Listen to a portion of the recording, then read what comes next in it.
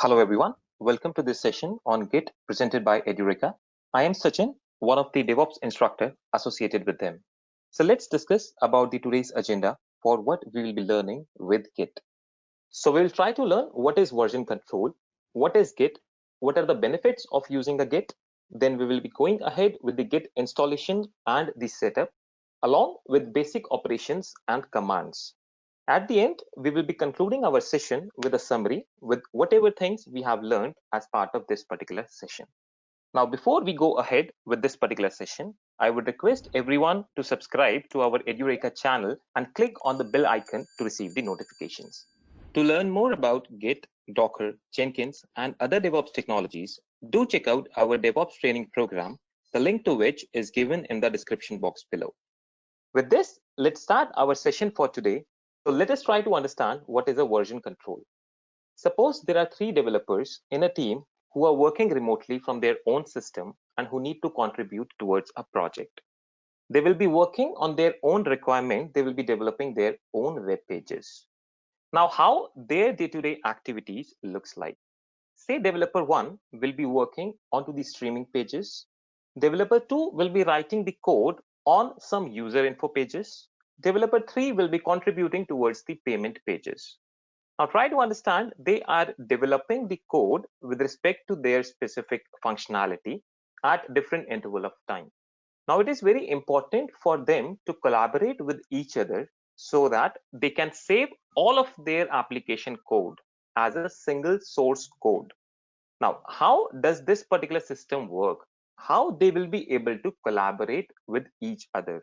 Considering that they have been working on different projects, considering they have been working on different functionalities, and they have been working remotely. This is where the version control system comes into the picture. Say, for example, developer 1 started developing a code for a streaming page, and he'll be sharing that particular code with developer 2, who is then working on adding a user information page. Further, both of these particular pages will be shared to be collaborated by developer 3, who is then working onto the payment information page. Now, it is very important for all the 3 developers to contribute together to form a complete application. And this is what a version control is all about. So let's try to understand what is a version control.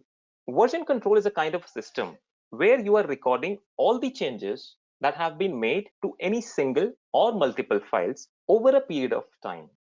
Later, these versions can be referred, which are stored into the repository. To understand version control system, there are 3 categories of a version control system. The first one is local version control system, where all the code, all the changes are being tracked locally onto the developer's system. Then we have a centralized version control system, where developers can connect to a centralized server. They can update their code onto the centralized server, and they can collaborate with each other. Then comes a distributed version control system.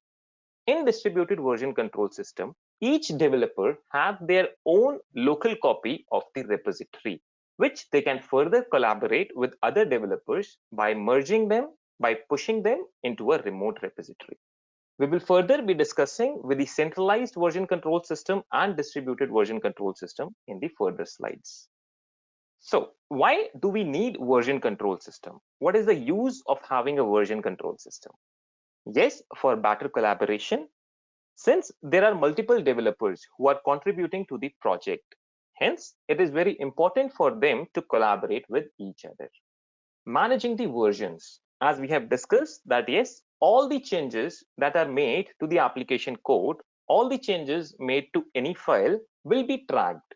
And hence, we are tracking those particular changes with a new version associated with a new change. Rollback functionality. It is easy to roll back to the previous stable version in case there is any issue with your current version. Reducing the downtime, which can help in reversing the faulty updates. How it will help in reversing the faulty updates in a timely manner? Because we will get to know that who has done that particular update. What all changes has been made in that particular update. Using a version control system, we can identify that person, we can identify the developer along with the changes made by a developer.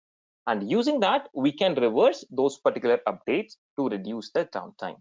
And last but not the least, we can analyze our project. We can compare different versions of our project, that how we have progressed with different versions of a code.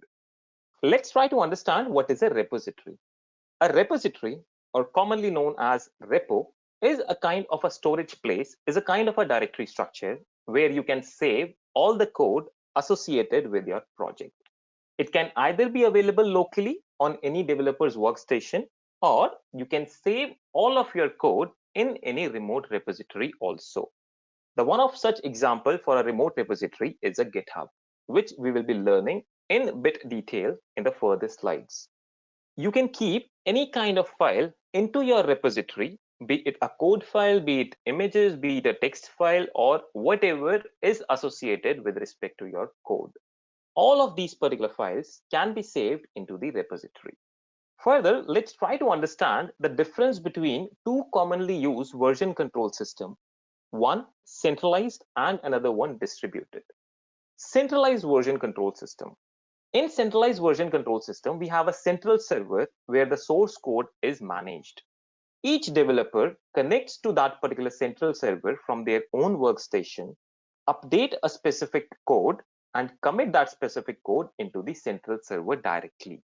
Whereas in distributed version control system, each developer have a local copy of a code into their own workstation, which is also known as a local repository. Any updates or changes made into the code are first committed to the local repository. Once the changes are committed to the local repository, it is then synced to a central server, which is also called as a remote repository, for further collaboration. Now let's try to understand what is Git. Git is a kind of a distributed version control system where each developer, each contributor can sync the code from a remote repository. They can create their own local repository. They can make changes to their local repository and collaborate that with the remote repository. They can sync their updates, they can sync their changes first in the local repository and further collaborate that with the remote repository. Whatever changes are available inside the remote repository will be made available for the other developers who are contributing for the project. Further, let's try to understand some benefits associated with Git, some basic features of Git. Economical. As it has been released under the GPL license, it is free and open source. That means it do not need any licenses. So there is no cost involved for using Git. Non-linear. Git supports a non-linear development or a parallel development, which we will see as part of the demonstration when we will be developing in parallel along with the branches. Snapshots. Git takes the snapshot, Git tracks the changes that are made inside the file rather than just tracking the file. It helps you to track what all changes has been made in a specific code file and by which developer. Further, since it is a distributed kind of a version control system, every developer, every contributor can have their own copy of the repository, which is stored locally on their workstation. Speed is one of the another important feature of Git, where every change that you are saving is done at a lightning fast speed. Robustness. Nearly every task in Git is undoable. If you are making any change in a file, if you are saving those particular changes as your tracking system, as your version control system, it is easy for you to roll back those particular changes and to undo those particular changes. Integrity. No change in Git can be made without Git recording it. That means whatever changes you are doing in your code, irrespective of whatever file it is, all those changes will be tracked into the Git. And last but not the least, the most important part, it supports the parallel development. It helps contributors to work into different branches so they can collaborate together at a later stage. Let us now try to understand that how Git actually works. So it is very important for us to understand a basic workflow of Git. This is how a basic workflow of Git looks like, where we have three different logical areas within Git: working copy, staging area, and local repository. Whenever a change is done by a developer, those particular changes set to be present into the working copy, or which is also known as a working directory. Whenever changes are ready to be committed, they are then moved from working copy to a staging area, which is also called as a temporary location, which is present inside a Git before it can actually be committed to the local repository. All the committed changes present in a repository are stored into the local repository. This is how a local operations of Git looks like. Further, the local repository can be synced with the remote repository, which is available over the internet. You can push your code from local repository to remote repository. You can even clone the code from your remote repository to local repository. And this is how a code or different developers contributes towards a common goal. Let's try to understand this particular workflow a bit more in detail. With this workflow, we have a working directory available. Using the git add command, any changes that has been made by a developer will be moved from a working directory logical area to a staging area. This is what you call as an intermediate location. This is what is also known as a temporary location. Once all the changes which are present in staging area are ready to be saved, are ready to be committed, they can then be committed into the local repository. Once you commit all of your update, they will be updated, they will be saved into the local repository. When you need to sync your local repository with a remote repository, you can use a git push command to sync the code from your local repository to the remote repository. And that is how you can share your specific code update with other developers. There is a different scenario where other developers will be contributing to the same remote repository. You can get the latest copy of the code from remote repository into your local repository using a git pull operation. Once the code is pulled from remote repository to local repository, developer can then work onto their specific code changes and later merge those specific changes into their local repository. This is how a basic workflow looks like for Git. Let's try to go ahead with the Git installation and setup. For Git installation and setup, you need to have a Git bash for your Windows. How can you install a Git bash in the Windows operating system? For all the users who want to use Git bash in the Windows operating system, you can go to the download site for Git, search for your appropriate operating system. If you wish to download that for Windows, click onto the download for Windows button, and there an executable file will be downloaded on your local system, which you can use to install the Git bash. Let me show you from browser how this looks like. This is how a download page will look like, where you can choose different operating system with respect to your requirement, whether you want to install it on Mac OS, Windows, or a Linux-based operating system. Windows user can click on download button so that it can download the executable with respect to your Windows operating system, which you can further execute to install the Git bash on your respective operating system. For Linux users, you would further need to install the Git in the Linux environment using a package manager. We will be giving a quick demonstration how you can install Git on your Ubuntu operating system, where we will be using an apt package manager to install the Git in your environment. So let's switch towards some hands-on experience. So to save time, I have already set up a virtual machine, which is based out of an Ubuntu operating system, where now we will be installing Git. So how you can install Git? We can install Git using a package manager. The package manager associated with Ubuntu operating system is your apt. Let's first update our package manager by a command called sudo apt update. To update the package manager, you need to have the root privileges. Now, since I am not a root user, that is where I need to use a sudo operation, which will help me to update all of my packages that are available in this Ubuntu operating system.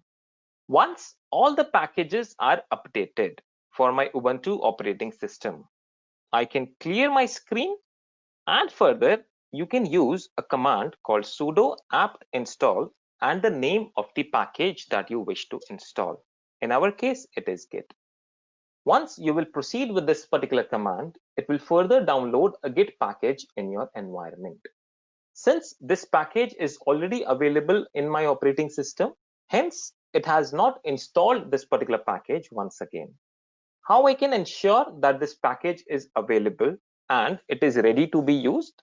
By executing a command called git version. Using a git version command, I can see that yes, a git version 2.17.1 is already installed in my system. And yes, we are good to go ahead with the usage and the basic operational commands of the Git. Let's try to understand basic Git operations and commands. This is how we have categorized some basic and commonly used Git commands for you, where for creating a repository, we can use a git init command, which can initialize a repository from a beginning, from a scratch. Further, once the repository is created, you can make changes to a specific code. You can add those particular changes from working location, from working directory to staging area, and you can further commit those particular changes from the staging area to your local repository. Since we have been discussing about a lot for parallel development, so yes, Git can be used to create branches where different contributors can work onto the different branches, where a developer can create multiple branches with respect to multiple requirements, and he can further merge those particular changes into the master branch once the changes are finalized. We will also see that how Rebase can actually help you to track all the changes in a sequential manner. Once the changes are made into the local repository, this is how, using the sync repository commands, we can further sync the data, we can further sync the changes associated with respect to our code into a remote repository using our git push and git pull operation. Let's go ahead and try to see what all commands we can use to create the repository.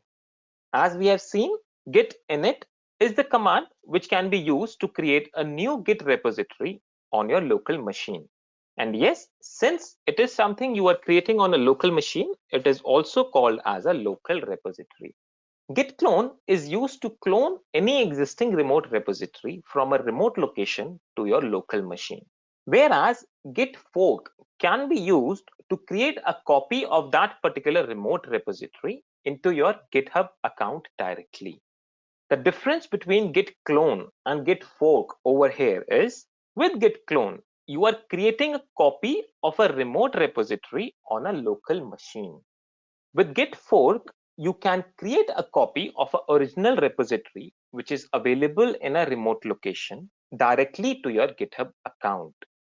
Now let's try to understand basic Git operational commands for syncing the repositories. First of all, you will need to add a remote repository with your local repository. With git remote add command, you can add any remote repository. You can link that particular remote repository with your local repository, which will further be used to sync the code from your remote repository to local repository using a git pull command, and from your local repository to remote repository using a git push command. All of these commands we will be covering at a later stage when we will be going to our demonstration. Now let's go ahead and try to understand few other commands which will make sense when we will actually be doing a demonstration. So let's go to our terminal and clear our screen. Let's create our application code directory where all the code will be saved with respect to my application. So using an mkdir command, I am creating a demo app folder where I'll be saving all of my code. Using a cd command, I am changing my directory to the demo app. I'll just confirm what is my present working directory, which says, yes, I am present in the demo app folder, where I'll be saving all the changes made to my application code. Before Git can start tracking any changes that you are making in this particular location, you will first need to initialize the repository. And as we have discussed earlier, how we can initialize our repository? Using a git init command. What git init command does for us is it create or it initialize an empty Git repository for us within this particular location. As we can see that a .git folder has been created in my present working directory, which means that yes, my Git has been initialized or my local repository has been initialized. Let me clear this particular screen. Once the local repository has been initialized, we will now configure our Git to identify the user and the respective email address so that any changes which has been made in my application code can be tracked against the developer's name. We will be able to identify the contributor, that who has contributed towards that particular change or who has done those particular changes. So let's configure our repository with git config command and setting up some global parameters. The global parameters which we will be setting up is user.name, where we will need to specify the name of the developer who is contributing towards this particular code. Say I will choose a name, I am DevOps trainer. Once you have configured a username parameter, you would also need to specify, you will also need to configure an email address associated with that particular user. So let's configure another global parameter, which is your user email. And this is where I'll be specifying my email address so that if anybody needs to communicate with me, if anybody needs to discuss that what all changes has been done, why these particular changes has been done, I can be contacted on this particular email address. All of this is recorded when you commit your changes, and that is something which we will see during our demonstration. Once Git is configured, now let's start working with our code file and start tracking our changes. Let's clear this particular screen. The first thing that we will be learning, one of the first command that we will be learning about Git is git status. Git status command actually helps you to highlight the status of your repository, how your local repository looks like. Since we have not committed anything in our local repository, yes, so our master branch do not have any commits yet. Now please note, master is the default branch which gets initialized, which gets created whenever you initialize a local repository. So now we will write our first file, our first application code file, edureka1.txt. So let's use our VI editor to create our first code file, which is edureka1.txt. With the VI editor, you can add any command like, hi, this is a session from Edureka. We can further save this particular file, which will act as a code file for us. Once a code file is added in your repository, let's see how Git track this particular code file. How you can check the status of Git using a git status command.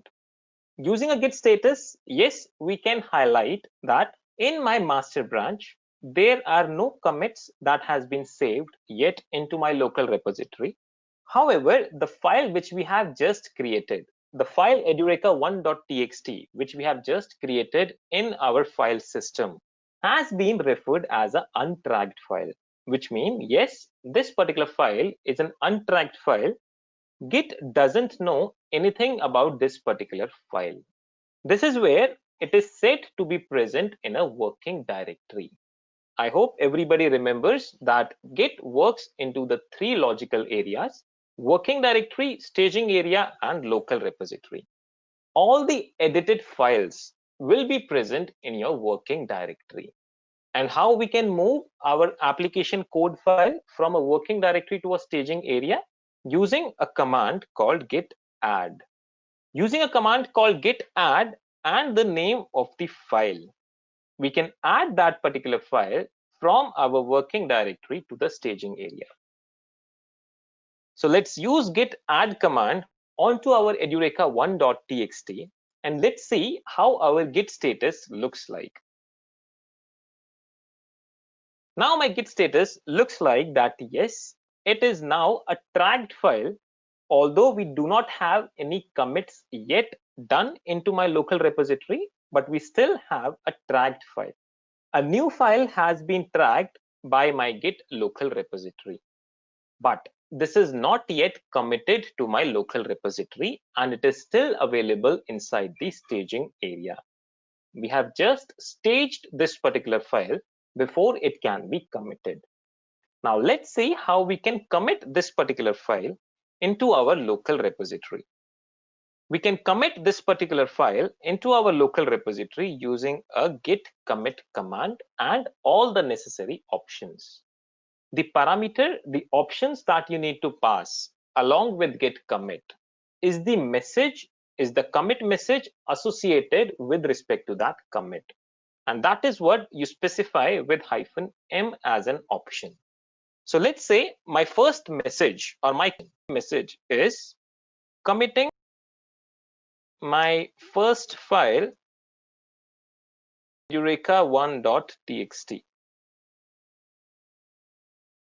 And this is how the output of a commit command will look like, where you should be able to see that yes, a commit ID is generated along with the commit message, and you will be able to see that what all changes has been done in a summary, where we have changed one file where one insertion has been done in a particular file. And yes, this particular file has been created in my local repository. Now, once the file is committed into the local repository, let's see how my git status looks like. With this git status, we can see we do not have any unsaved changes.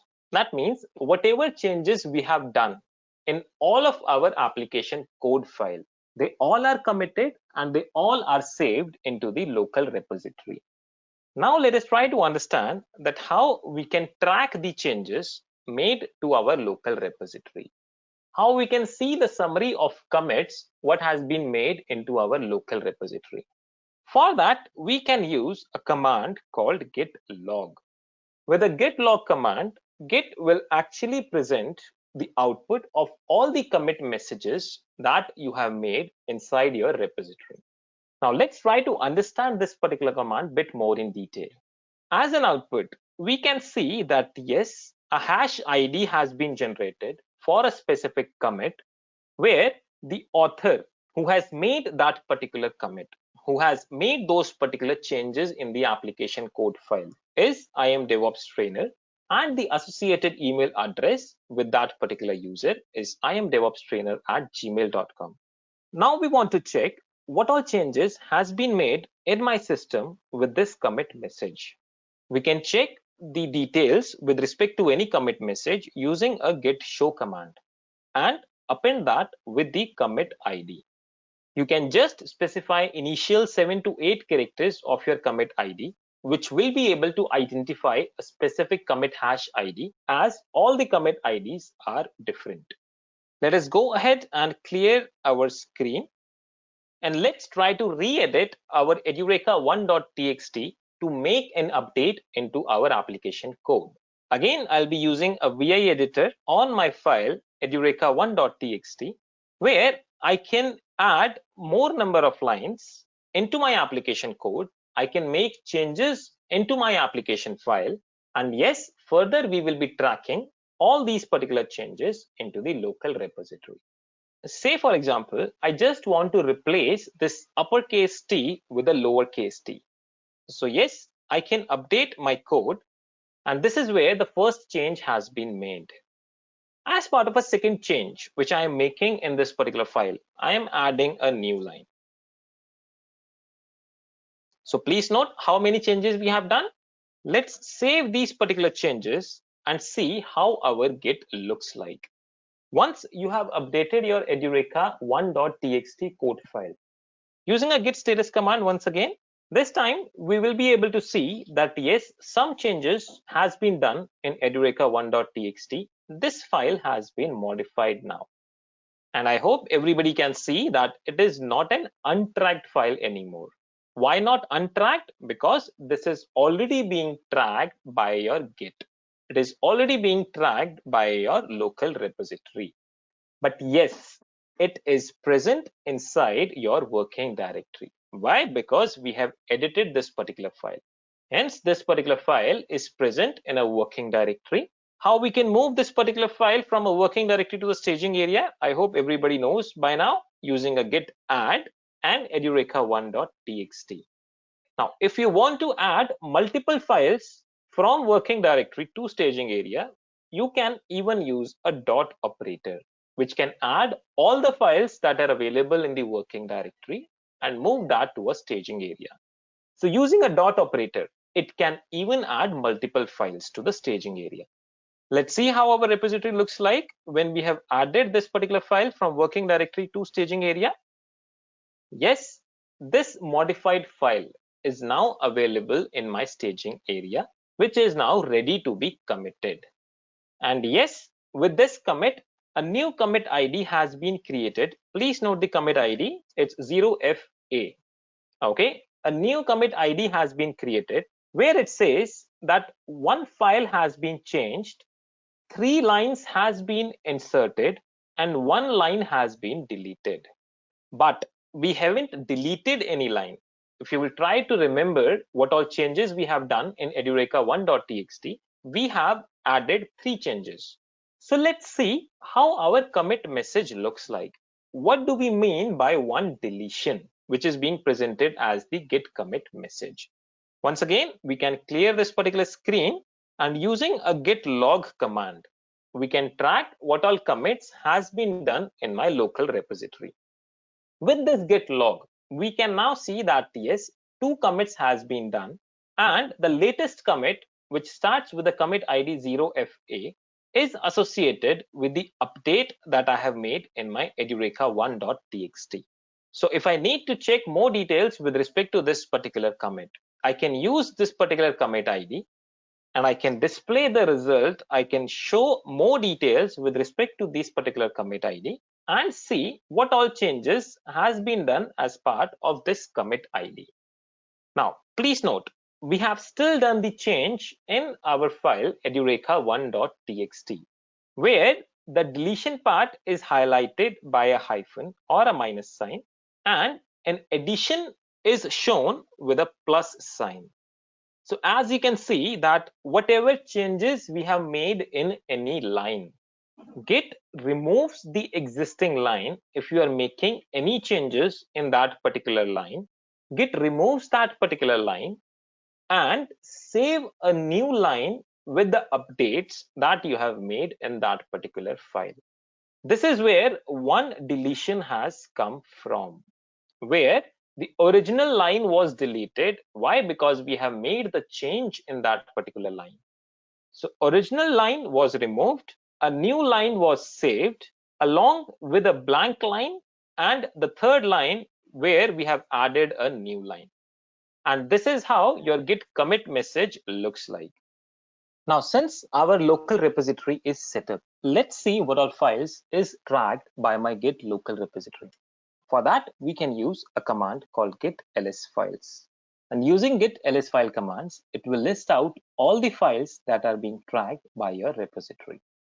Let's see what if we will add a new file called edureka2.txt. Say I can just touch a blank file called edureka2.txt on my present working directory, on my code directory, which is being tracked by Git. And let's see how my file system looks like. So yes, I can see that I have 2 files present in my file system, edureka1.txt and edureka2.txt. Let's see how my git status looks like.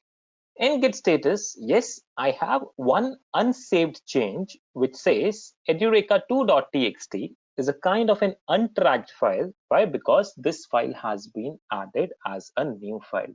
That is why it is an untracked file. And let's see if it is being tracked by my Git or not. And how we can check that? We can check that using git ls files command. As you can see the output, still my Git is tracking only a single file, which is edureka1.txt. What if I need to add my edureka2.txt also in local repository? Once again, we will be following with the same operation where I can add my git edureka2.txt, which will further move that particular file into the staging area. And from the staging area, I can commit that particular file using a commit message with committing my second file, edureka2.txt. Yes, with this commit, we have added one file where no line was inserted or no line was deleted. Why? Because it was a blank file. So if I clear, quickly checking onto the git status, it is clean. Checking onto the list of files that are tracked by my git. So yes, now both the files are tracked by my git into the local repository. And using the git log command, I can see that yes, there are 3 commits made in my local repository master branch. Now, as we are able to set up our local repository, as we have tracked all of our changes into the local repository, let's try to learn more about how we can sync these particular changes to any remote repository. For that, you need to have a remote repository available where you can sync all these particular changes from your local repository to a remote repository. Now, as part of an example for this particular session, I already have a remote repository created in a GitHub account, and this is a URL of my remote repository. I will copy this particular remote repository link and link it with my local repository.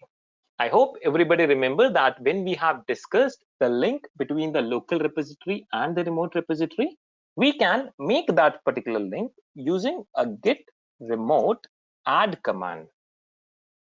We can add or link any remote repository with our local repository using a command called git remote add and providing an alias to your repository.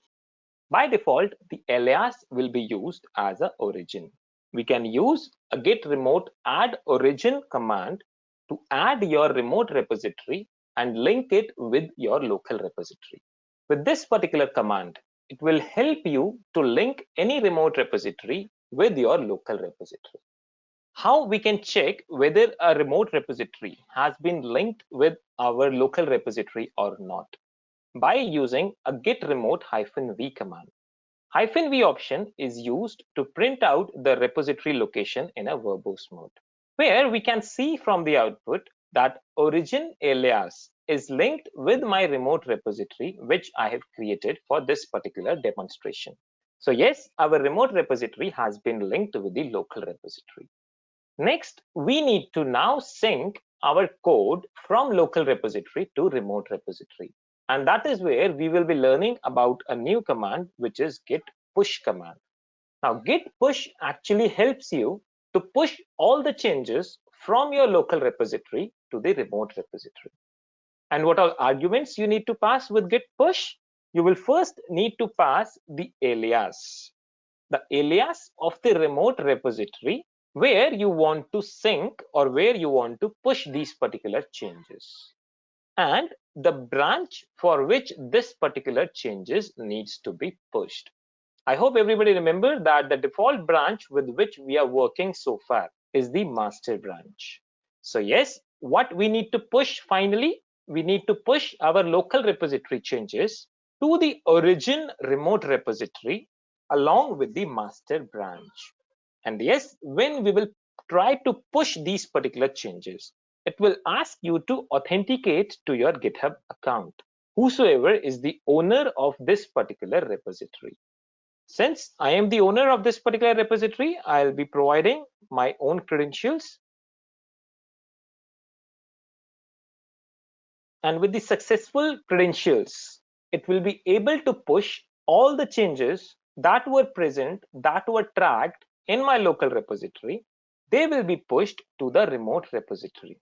So let's go to our remote repository and see how it looks like after the code is synced from a local repository to remote repository.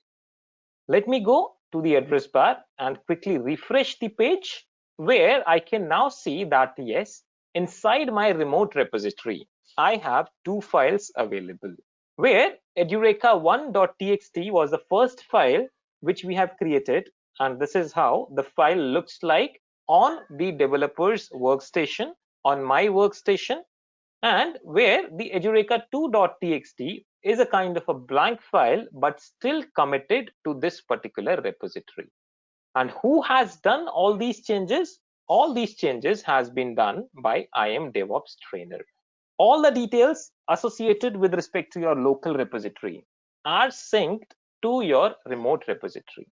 Whatever number of commits we had in the local repository, we have 3 commits available in the local repository, that all is synced into my remote repository under the commits section. So if I want to check all the commits associated with respect to my repository, this is how I can track all the commits. And if you want to track the commits ID, you will be able to see whatever commits were available inside my local repository. They all are synced to the remote repository. This is how we can sync a data, we can sync our code, we can sync the changes from a local repository to a remote repository.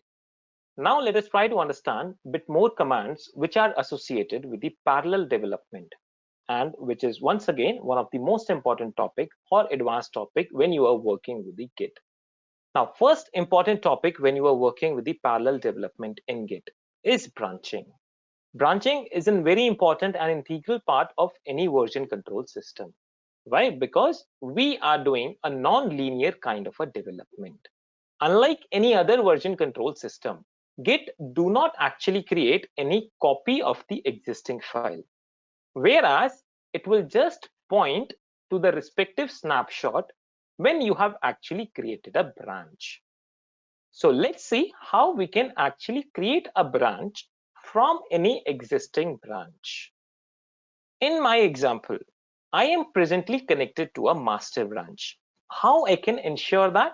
Using a command called git branch. Now git branch will list out all the branches that are available inside your local repository. With the one highlighted with the asterisk is the one which is active currently. You can also check to which branch you are connected by using a command called git status.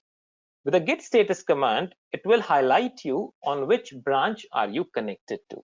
So presently I am connected to a master branch, and there are no pending commits, there are no pending changes available inside my master branch. This is now we will be using the master branch to create our new branch. So how do we create our new branch? Using a command called git branch and an argument branch name or name of the branch which we want to create. Say for example, I want to create a new branch called Edureka branch. With this, what Git has done? Git has created a new branch for me with a name called Edureka branch. Let's see how this particular branch looks like. So first thing, if I'll check what all branches do I have in my repository. So yes, I can see that there are 2 branches available now in my local repository. But my Git is pointing to my master branch. Now, why do you actually need a branching in Git, or why do you actually need branching in development?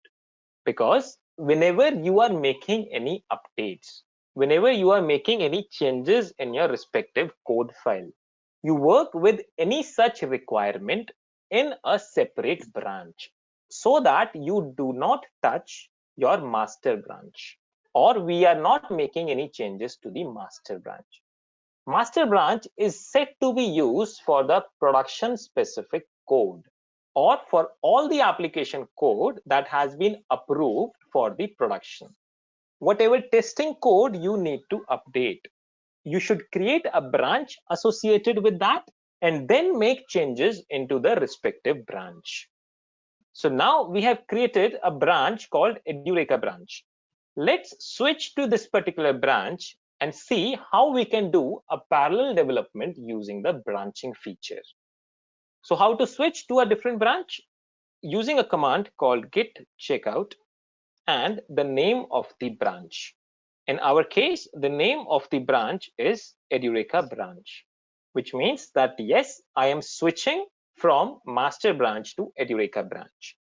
If I will clear my screen and check what all branches are there in my system and where my Git is connected to. So yes, you will be able to see the asterisk has been moved from my master branch to the Edureka branch right now, which means yes, now I am connected to my Edureka branch and I can use this particular branch to make an update, to make changes into my specific application code. Let's see how the status of this particular branch looks like. Using a git status command, I can check the status, and this time I hope everybody noticed that yes, it is showing the status of my Edureka branch, right? Where there are no commits to be done, there are no pending changes inside the working directory or staging area. Everything associated with respect to this particular branch is already saved or present in the local repository. Now, the important point for us to understand, whenever a branch is created or when we have created this particular Edureka branch, it will have all the commits available from the master that were present in my master branch. That means when we create a new branch from any existing branch, all the commits ID associated with the source branch are copied to the new branch that we have just created. That means if we will try to understand it in this scenario, we have created our Edureka branch from source as master. That is where whatever commits were available in my master branch, they all will be replicated inside my Edureka branch. As we can confirm that yes, now we are connected to the Git branch, let's see what all commit messages are available inside this particular branch. Using a git log command, we can display all the commit messages that are available inside this particular branch. And yes, we can see all the 3 commits that were part of my master branch are also now available in my Edureka branch. That means we can proceed with our parallel development where we can make the changes inside the Edureka branch as well as inside the master branch parallelly. And there are 2 different branches where parallel development can be worked upon. Now let's try to understand how parallel development works with the branching. Let's create a new commit. Let's update a file inside my branch Edureka branch. Once again, quickly checking onto the status, I am still connected to my Edureka branch where there are no pending changes available inside the working directory or staging area. Let us create a new file called branch1.txt file where we will add some text to this particular code. This file is created in branch, Edureka branch, and we will save this particular file. Now, once again, try and understand. We have created this particular branch 1.txt in our Edureka branch. So if we will check the status of Git, it will say that yes, it is connected to the Edureka branch. And since we have added this particular file, since a new file has been added into the file system, it is a kind of an untracked file which is not tracked by my Git. So to track that particular file, we will again add this particular branch 1.txt. And once it is added, we will commit this particular file to our local repository.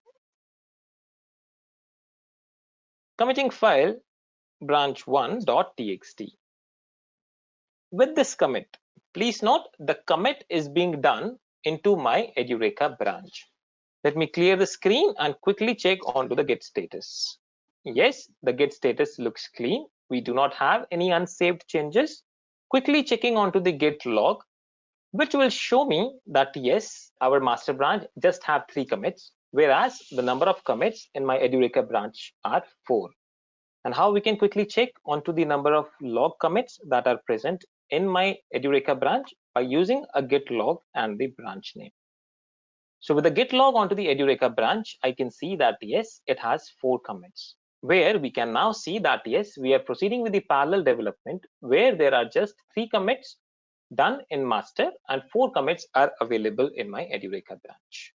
Now, once you have made changes into any new branch, which you have created for a new feature, you will finally need to merge those particular changes back to your master branch.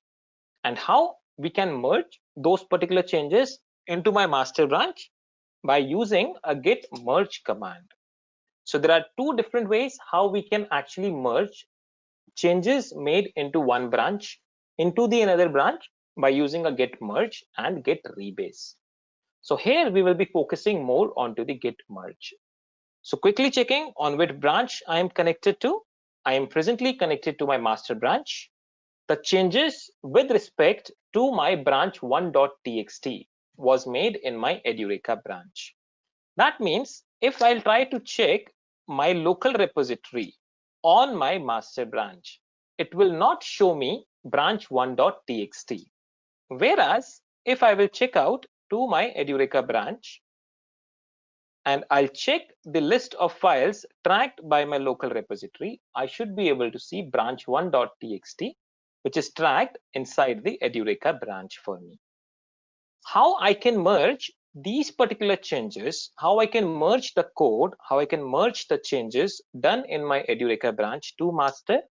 I'll be checking out to my master branch using a git checkout master. I'll confirm that I'm connected to a master branch and using a git merge command on my branch name, which I want to merge. I will be able to merge those changes from Edureka branch to my master. Using git merge Edureka branch command, I should be able to merge all the new changes that were available in my Edureka branch to my master branch. And this is where we can see from the output that yes, it has fast forward our master branch where file called branch1.txt was added inside my master. If I'll quickly clear my screen and check onto the git status, my git status looks clean. I'm connected to master and there are no unsaved changes on my master branch. However, if I'll now check the logs available in my master branch, I can confirm that yes, the 4th commit that was done in the Edureka branch is something which is now available inside the master branch also.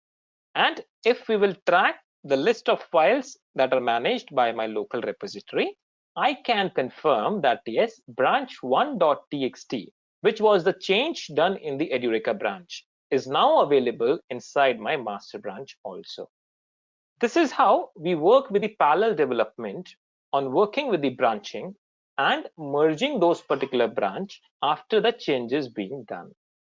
As we have discussed that yes, parallel development can go ahead with different branches, and once the merge is being done, the changes made into the new branch can be merged into your master branch using a git merge command. Further, as part of a parallel development, there is an additional concept of rebasing, where you can even rebase your branches from any existing branch. Say, for example, we have created a new branch from master at C2.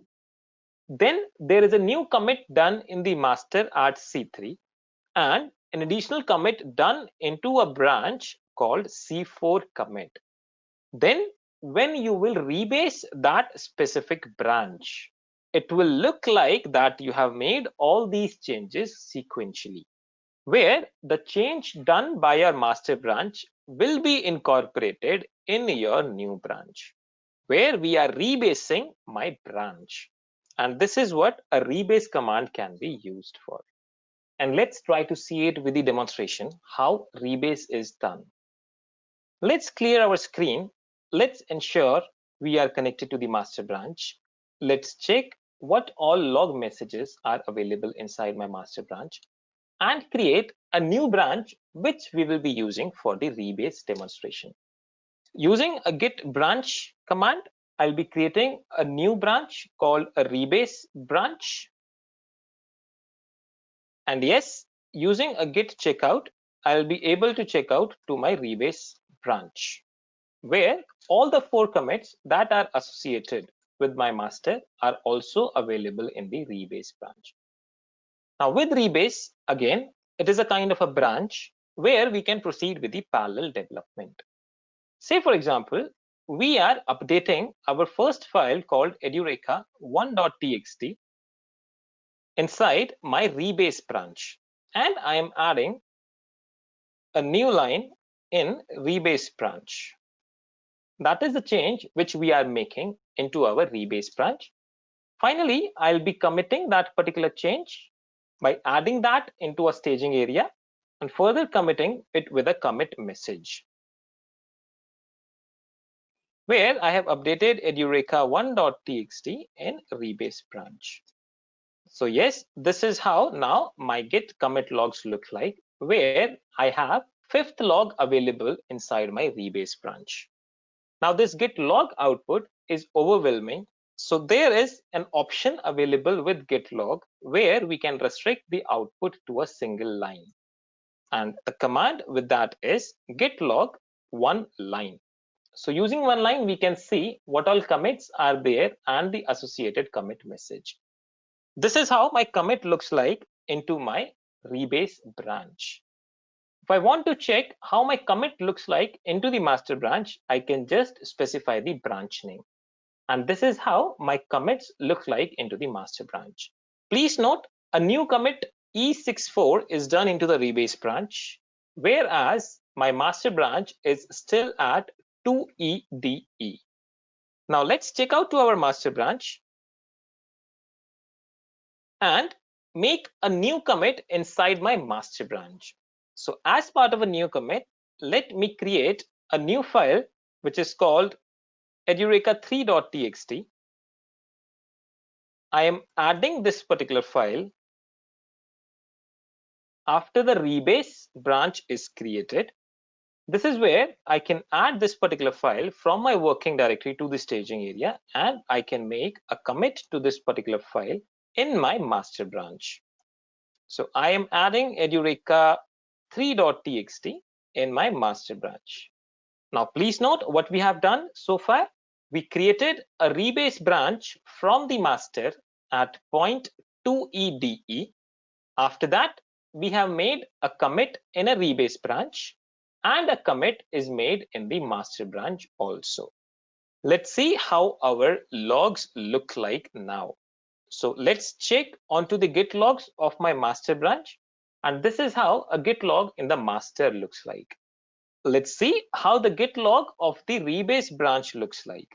So if we will check the git log of the rebase branch, this is how the output of my rebase branch looks like, which means that yes, we are doing a parallel development in my master branch and parallel development in my rebase branch. Now, how a rebase is actually used for? Rebase will actually update the base of your branch. Now, let us try to understand what is a base of a branch. When we created a rebase branch, the base of my master was present at 2EDE, whereas master has now moved from 2EDE to 84B7. This is where the master has been updated. And now we need to update the base of my rebase branch from the old master to the new master. How we can update that? Using a git rebase command. So we will be checking out to our rebase branch. We will ensure that yes, we are connected to our rebase branch. We can see that yes, asterisk is pointing to the rebase branch, and using a git rebase command along with the source branch with which we want to rebase, it will update my master branch base to my rebase branch. Earlier, my log commits look like this before the rebase, where the base of master was at 2EDE. But after the rebase is done, let us try to check how my Git logs look like for my rebase branch. Here, the base of my branch is now updated to a new master. That is, whatever commits has been done inside my master after the branch was created, they all has been rebased into my rebase branch. Let us now try to understand it from this particular diagram. Say, for example, at C2 commit, we created our new branch, and after C2, we have added a C3 commit in master and C4 commit in my new branch. Once we will proceed with the rebase, it will proceed with the sequential commit log messages where the new commit which was done in the master will become the base of my new branch commit.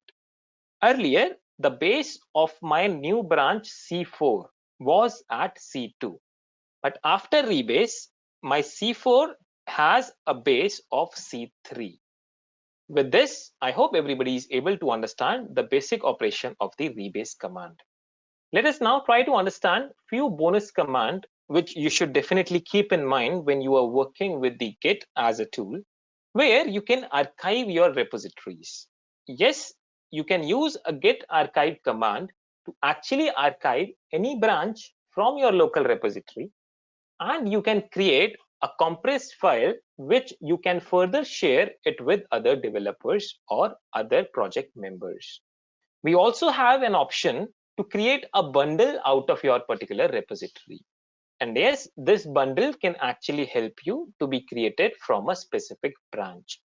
Using a git bundle command and a create operation, you can create a new bundle of your master branch. And last but not the least, one of the most important command, one of the most important operation that Git offers you is the git stash command, which is used to save all of your uncommitted changes into a temporary location. With this, we are at the end of our session for today. So let's do a quick summary of what we tried to learn today. First, what is version control system, which is used to track all the changes in your environment. Why we need version control system? Some benefits of the version control system is we can use that for collaboration. We can use them for managing the version. We can use them to easy rollbacks and reducing the downtime. Then we try to learn about the difference between the centralized and the distributed version control system. And we try to understand that Git is a kind of a distributed version control system with the features like that it is economical, it supports the non-linear development, it has a feature of having a snapshot, it maintains the integrity of the code, and all the basic operation commands associated with the repository, making changes into the code, doing a parallel development, and syncing the repository. With this, we are at the closure of our session for today. Thank you so much. I hope you have enjoyed listening to this video. Please be kind enough to like it, and you can comment any of your doubts and queries, and we will reply them at the earliest. Do look out for more videos in our playlist and subscribe to Edureka channel to learn more. Happy learning!